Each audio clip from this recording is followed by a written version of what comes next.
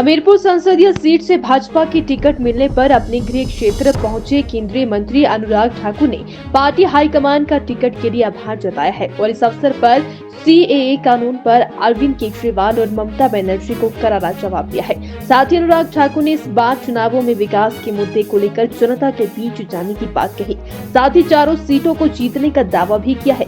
केंद्रीय मंत्री अनुराग ठाकुर को हमीरपुर संसदीय क्षेत्र से भाजपा की टिकट मिलने के बाद अपने गृह जिला में पहुंचने पर जोरदार स्वागत किया गया। पार्टी ने राम मंदिर बनाने का, ट्रिपल तलाक पे कानून बनाने का, धारा 370-35 से हटाने का और इसके साथ साथ सीएए कानून बनाने का हमने प्रण लिया था। हमने अपने संकल्प पत्र में कहा था, हमने सारे वायदे पूरे किए हैं और सीएए को भी संकल्प से सिद्धि तक ले जाने का हमने काम किया। अब टाइमिंग की बात करते हैं, 2019 में आते हमने धारा 370-35 को खत्म कर दिया। हमने ट्रिपल तलाक पर कानून बना दिया, राम मंदिर का निर्माण करवा दिया। अब सीए पर नियम भी लेकर आए। कानून तो हमने पहले पास करवा दिया था। नियम बनने में क्योंकि बीच में कोविड भी आया, बहुत सारे और भी कारण रहे, अभी विषय चर्चा करके सब किया जाता है। और मुझे लगता है जो 70 साल तक कांग्रेस नहीं दे पाई थी, नेहरू जी ने विभाजन के समय कहा था। हालांकि विभाजन किस नाम पे विभाजन हुआ था? धर्म के आधार पे, धर्म के आधार पे हुआ था ना। तो उसके बाद ये भी कहा गया था कि अगर कोई पाकिस्तान में रह गया है, अफगानिस्तान में, बांग्लादेश में है, तो उनको वहां की सरकारें अपने संविधान के अंतर्गत वहां के अल्पसंख्यकों को सुरक्षित महसूस करवाएगी, पूरे सब अधिकार देगी।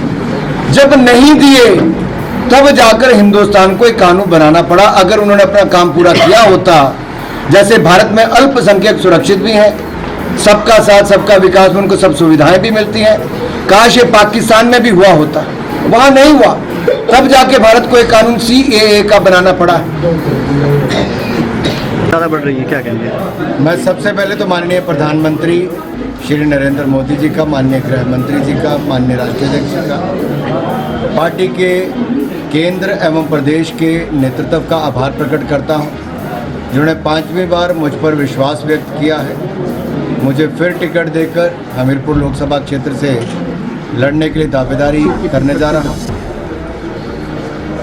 मुझे पूर्ण विश्वास है मोदी जी ने जिस तरह से देश का मान सम्मान पूरी दुनिया में बढ़ाया, गरीबों का कल्याण किया है, चहुमुखी विकास देश का हुआ है और हिमाचल प्रदेश को तो अपना दूसरा घर मान के उन्होंने विकास किया है।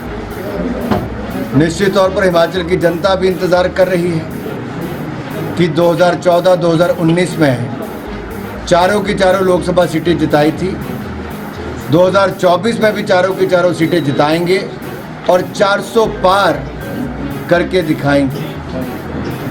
विकास, विकास और विकास, यही हम लेकर जाएंगे। देश ने कई गुना ज़्यादा विकास देखा है, गरीबों का कल्याण देखा है, पहले से सुरक्षित देश अपने आप को महसूस करता है, देश का मान सम्मान बढ़ा है और अब तो दुनिया की 5वीं सबसे बड़ी अर्थव्यवस्था बने हैं और 25 करोड़ गरीबों को गरीबी रेखा से बाहर निकाल कर लाए हैं। यही नहीं, दुनिया की उम्मीदें आज भारत और भारत के नेतृत्व पर टिकी और दुनिया को लगता है भारत का विकास होगा तो दुनिया को भी उससे फायदा होगा। भारत का नेतृत्व मजबूत होगा तो दुनिया में नेतृत्व देगा और इसलिए तो मोदी जी आज दुनिया के सबसे लोकप्रिय नेता के रूप में पिछले 4 सालों में लगातार चुनकर आए हैं। 78% से ज़्यादा उनका वोट उनको मिलता है। ये अपने आप एक बहुत बड़ी उपलब्धि है और मुझे पूर्ण विश्वास है देश की जनता जो मोदी जी को सर आंखों पर बिठाती है, वो चाहती है कि हमारी सेना और मजबूत हो, नौजवानों को और रोजगार स्वरोजगार के अवसर मिले, महंगाई जिस तरह से हम अंकुश में लाए हैं और जिस तरह से गरीबों के कल्याण के लिए 4 करोड़ पक्के मकान, 12 करोड़ शौचालय, 10 करोड़ बहनों को उज्ज्वला सिलेंडर और अब तो हमने 100 रुपया और गैस सिलेंडर में कमी कर दी, 503 रुपये में मिलेगा और 803 रुपये में मिलेगा और इसके साथ साथ 13 करोड़ घरों को नल से जल देने की सुविधा कर दी। 60 करोड़ लोगों को मुफ्त में 5 लाख रुपए का इलाज मिल रहा है, 80 करोड़ लोगों को मुफ्त में अनाज मिल रहा है। लेकिन अभी हमें बहुत आगे जाना है और भी करके दिखाना है। इसलिए निरंतरता बहुत जरूरी है।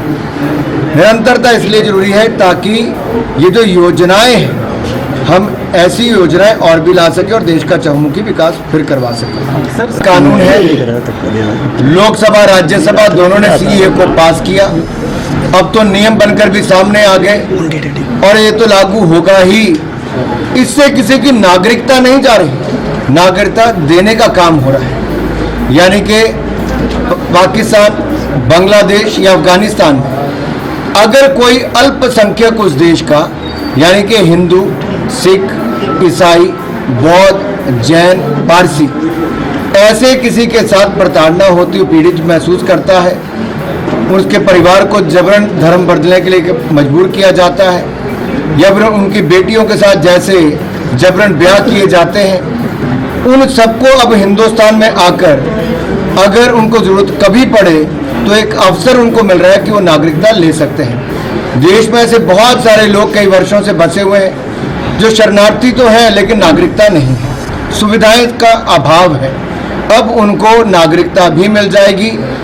ऐसे बहुत सारे दलित परिवार हैं, सिख परिवार हैं, बौद्ध है, पारसी, जैन भी हैं, हिंदू भी, जिनके साथ अन्याय हुआ, उनकी बेटियों की इज्जत लूट ली गई, जबरन ब्याह कर दिया गया। कहाँ जाते वो बेचारे?